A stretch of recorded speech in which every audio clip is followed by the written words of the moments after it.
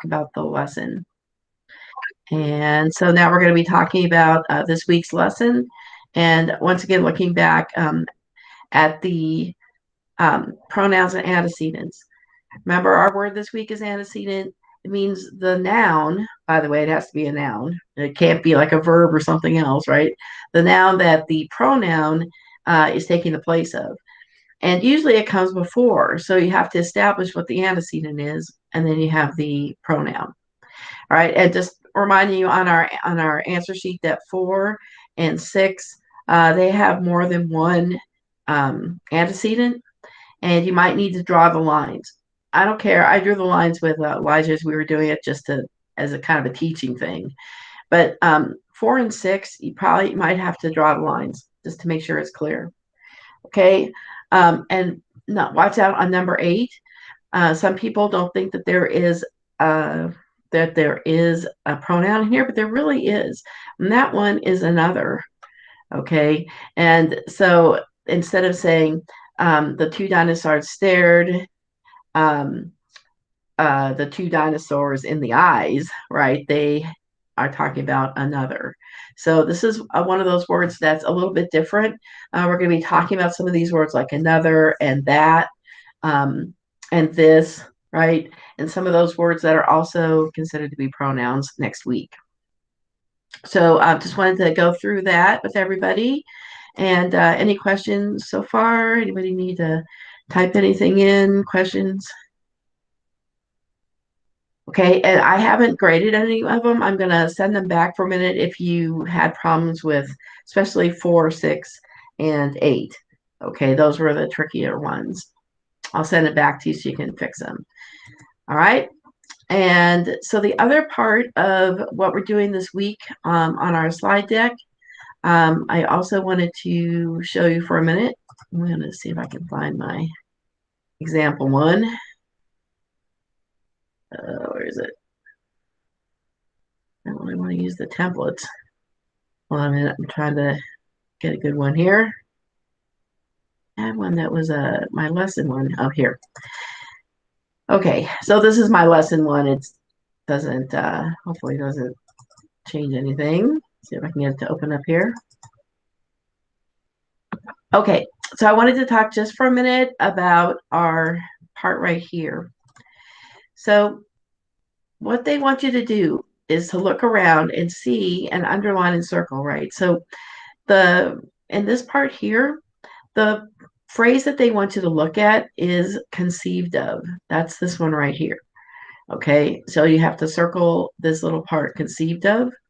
And then conceived of means an idea. It's not actually doing it. A lot of people are saying down here on the second page, they're saying things here like the helpful context, and it's true, is that the Greek engineers thought of ways to make new machines, right? That would be a helpful thing.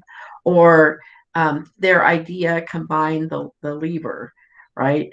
And the two clue words here are thought of and ideas, because that's what conceived of means. It does not mean, when you get to this part, the possible meaning doesn't mean that they made it. It means they thought of it. And when you're looking at the meaning of the phrase, right, the meaning of the phrase conceived of means having a good idea to solve a problem or something like that. It does not mean that they made it. So a couple of people got a little confused about conceived, right? Conceived has to do with ideas. So watch out on that one. You might want to go back and take a look. I hope you enjoyed reading about the different kinds of shells. I've been watching that show about the octopus teacher, my octopus teacher on Netflix, and it's kind of interesting. He goes underwater and the to watch this octopus, okay? And she uses all these different shells. She'll conceive herself by taking her little suckers and grab a bunch of shells and pull them on top of her, like to hide herself and stuff. So I was kind of up on shells when I started reading through this. And I don't know about you, but I did learn a few things about shells I didn't know. Watch out for this part right here is where you're going to go for your last writing piece, okay? And one of the things I wanted to encourage you about, I think most people are doing okay with most of the multiple choice questions. That's not too big a problem. But when we get to here, just remember that you're going to start out by saying, how is this whole thing about making a pearl an accident? And so one of the things that I'd like to encourage you to do to get full points on this is to make sure that you pick something that you can put in quotes. Okay. And to show you an example, oops, that's not the one I wanted to look at. Oh man, so I can show you an example. I can find it again. But you can see I've got my new screensaver there. Let's see if I can find it again. I lost my, I guess I must have closed it up. I just wanted to show you an example from the answer key. Let's see if I can go down here. Sometimes the answer keys show you some interesting ways to look at it. And once again, because we are getting used to what they're looking for. So remember that you're saying that the pearl is an accident.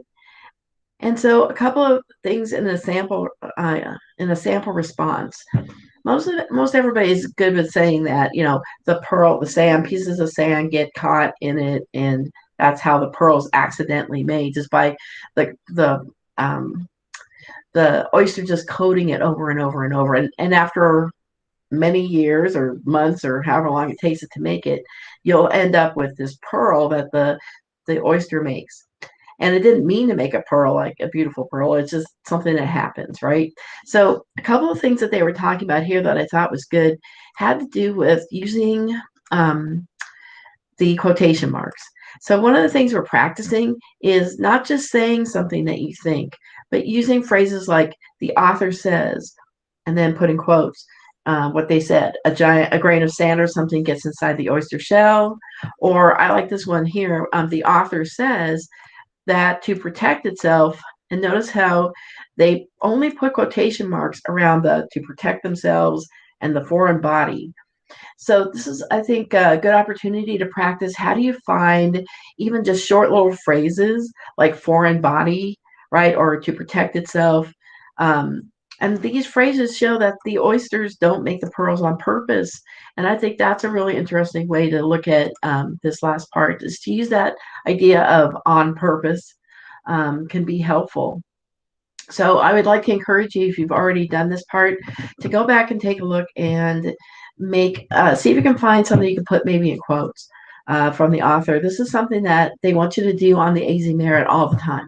They're looking for you to directly quote to support whatever it is that you're saying. So those are my little clues for getting back. Let me see if I can go back into my, let's see, hold on. And whenever I'm feeling stressed, I just look at this baby sleeping. I'm like, yep, that's how I just would like to be today. All right, I'm going back to take a look, seeing if anybody has questions. Like I said, I just started looking at these and I haven't graded them yet.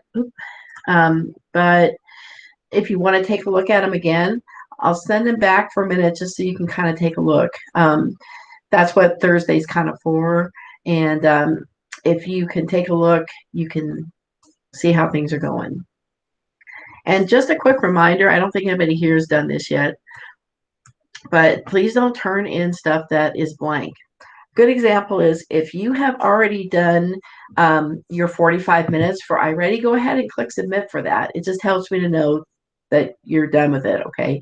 But you still have people that are clicking and sending stuff in that is zero. There's nothing on it. Like, these aren't that hard an activity. Please make your best try at doing it. I'll give you feedback. You can always turn it back in, but still got people clicking and turning in nothing. I don't know. I will call home if I see that, because we're not going through a quarter of you turning stuff in, and we're not doing that. So that's just heads up on that. Okay, and then today, if you haven't already done it, you can take a look at your Clever page for a moment. I'm going to go back to the homeroom. This is called Homeroom, and it looks like this, at least on my view. I know for you guys, it has all your teachers are across the top, because I logged in as a student yesterday, and I could see that you have a slightly different look than mine. You have like the different teachers' pages, right? They look like this. Um, yours looks more like, I think mine has an owl on it. So what I want you to do right now, if you haven't already done it, is click into my page. Okay, and today, as soon as I'm done talking in a moment, what I want you to do is to try two things. First, I want you to jump into Kia. There is a little game. It's called Rags to Riches, and it's basically like Who Wants to Be a Millionaire? They ask you questions, and you practice and answer the questions right until you become a millionaire. And you'll notice these are all about pronouns and antecedents. Okay, so every time you get one right, you go up, right? And they will also give you hints. So it says every American should be free to live wherever they want to. What is the antecedent for the pronoun they? Let's see. Every American. Oh, yeah. So this is the Americans. If I click that, I'm correct. All right. And then I move up. And your goal is to get to the $1 million. Also, it says this one says the new style of hats is supposed to be popular, but I don't like it. What is the antecedent of the pronoun it, right? What is it that they don't like? Well, it is the new style of hats, right? So the antecedent is just hats, the noun. If you're not sure, they'll give you hints. It's not D, it says. Oh, that's a pretty good hint. Okay. And the answer is not B. I mean, that's a pretty nice, helpful hint. Okay. And once again, it just says that it's not D. So what they're saying here is that style, right, is what they don't like, not the hats themselves. Oh, okay. So if you get it wrong and you're not sure, come back. And then if you get it right, it moves you up. So your goal is to get to the million and then show me your screen, right? And that's going to be your kind of assignment for today. Before I leave this, though, I just want to tell you also that I've added Nitro Type. And if you haven't done Nitro Type yet, you can log in. When you click on here, you just log in, and then they have these little races where you practice your typing skills. It's a really fun game, and sometimes you can invite other people in to type with you. And next week, if we have some time, we can do some races with Nitro Type. But your goal today is to get into Kia and go to $1 million. Okay. Once you've got that and you've got to the million, you can go ahead and let me know today. For people that are at home, they can take a screenshot and paste it into the stream. And that's how I know that you got to your million. Okay. And what I'm going to do is I'm putting these in for some bonus points for people when they start struggling with something. We'll do that. Okay. So before we leave, I just want to make sure that people see a little bit about pre-writing. A couple of things about pre-writing. I'm going to talk to you a little bit about different sources of inspiration. Okay. So pre-writing sometimes, especially when we get ready to do things like writing poetry, for example, and you're like, I don't know what I want to write about. Then there are different things you can do, and you can get inspired by things like movies, magazines. You can see my list here, visual art. Okay, even things you've dreamed or things you remember. Um, Sometimes it's responding to something that you've read, right? Um, you can things like role playing, where you kind of pretend, what if I was this person, right? Even things like research. Maybe you want to write about penguins, and you can even write poetry based on what you found, right? Your own imagination. And of course, personal interest inventories. That means that you're kind of writing down what are topics I know about? What do I like? And sometimes you can do, the whole class can do actually an interest survey or an inventory. So these are some things that I'm going to come back to in the future. I may encourage you to think about your favorite movie and then do a little brainstorming activity with you to get you going. All right. And the last thing is about um, when you're pre-writing. So there's a bunch of different things that when we're in class again, I will have you try these things. So I just wanted you to be aware of some of the terms. Like free writing means I just tell you, okay, sit down and whatever's in your head, put it on the paper. Okay. And then you go back and look at it to see if there's anything there that you want to continue to write about. This goes along with journaling. You know, today I did this and this, and that's more personal to you. Um, Image streaming, you transplant yourself to another place or time, describes things from a first person point of view. You know, I go to Disneyland, what are the first things I see, right? And some things like that. Lists, which we've done, and visualization are also things we can talk about more when we're back in class. Brainstorming individually or with a group, I love to do that, where other people help you by giving you ideas. And then the whole thing with webbing and mapping, you know, the little circle with the sprockets, you know, we've done those kind of things. Graphic organizers, and of course, topic or word charts. You can even have like, you know, there's a couple different things I want to show you as we go along.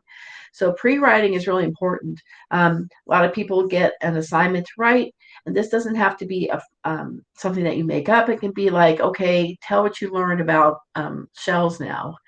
And even before you do something like that, using like a chart or some way to organize your thoughts, like we did today with reading about the building, and then like using one of those charts to kind of figure out what you want to say. So pre-writing is a big part of making sure you're successful with your writing projects, especially things that we're going to be doing in class. Okay, and any questions so far? All right, so the rest of the time we're here today, you can go in and see if you can do some of the Kia, um, uh, well, it's not Who Wants to Be a Millionaire, but the Kia activity there that's in Clever, right? This one here, the pronouns and antecedents. And when you're done, show me your screen. Can you get to 1,000,000? Okay. If you're somebody that has not done your iReady reading, you could do that instead and just show me that you've done, you know, your 15 minutes. But see if you can do the pronouns and antecedents and show them to me, and we'll call it a day in class. Okay. If you're having problems, let me know. Okay. And it's an assignment for today. Yes. So give it a shot and show me what you know. And for people that aren't here, I'm going to post the video, and then their job is to post a picture of it, a screenshot or something, in the stream. To do that, you can use your snipping tool down here, by the way. If you can see it on my screen, looks like this. It's your snipping tool. You can also look for it here. And when you click new, then you can do a snip by, you know, doing something like this. It'll save the snip. You can post it into the stream. You can put it in an email to me is another way to do it. I'll describe that in the class today. The reason why I want everybody to try it is because I guess I don't want to save it. It's because in the future I will be doing more things like this, where you guys do things together, maybe as a team, and I just want to start seeing if people can do it. So I'm gonna turn off my recording for a sec. Don't forget to try the Kia game, and if you don't know how to show me what your answer was, you can put it in the stream. Just tell me, or you can take a picture of it. We're going to practice doing that this quarter.